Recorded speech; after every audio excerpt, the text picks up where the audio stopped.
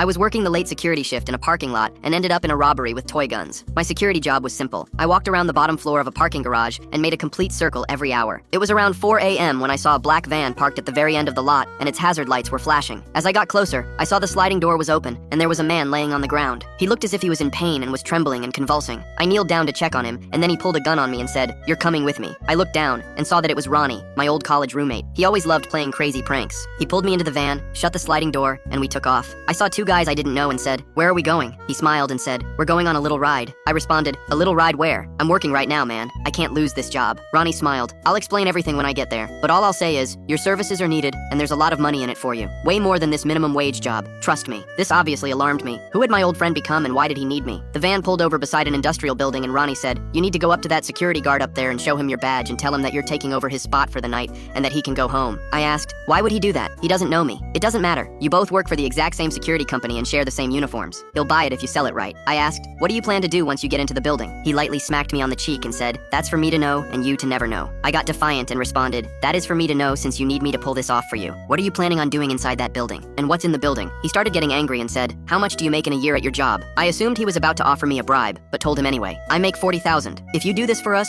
I will give you 80,000 in cash. Tonight, I'll double your salary." I knew this was bad news and didn't want any part of it. "No, I won't do it. You got the wrong guy and I don't want to get in trouble. My work's already probably wondering where I am. Take me back." He got in my face and put his hand on something metal in his pocket and whispered, "I know we're old friends, but I will pull out a real gun and use it on you if I have to. Now go and do your job and make some money. Come on." He shoved me out of the van and I didn't have much choice but to head towards the security guard. I thought about running, but there was nothing for miles. They'd easily catch up to me. I walked up to the security guard and said, "Hey man, there's some dudes in the black van back here that are trying to get into this warehouse. I don't know what for or what they're up to, but I don't think it's for any good. You get what I'm saying?" He was surprised and confused and said, "What am I supposed to do?" I said, "I'd call the cops if I were you. I'm gonna go back and tell these guys that you said that you didn't know me and that you're not leaving your post." He didn't know what to do, and I repeated, "Call the cops, now." I turned to walk away from him and then saw Ronnie and his two buddies running towards us, guns drawn. The security guard quickly locked the gate and rushed behind a plate glass window. Ronnie was pissed and said, "What the hell did you tell him?" I said, "He doesn't know me. He's not just gonna give up his post. This bright plan of yours is the dumbest one I've ever heard." One of Ronnie's buddies busted open the door to the security booth and dragged the security guard out and started beating him up. I tried to stop him from doing so, and Ronnie shoved a gun in my face. I looked down and realized that it was a toy gun that had been spray painted black. He never had a real gun. I grabbed it out of his hands and proceeded to beat him up with it. 3 other security guards were alerted when the guard rushed into the booth. They showed up with real guns and arrested Ronnie and his buddies. I asked the security guard what they were protecting and he said, "We have precious metals inside, gold, silver, etc., in a vault worth around $40 million.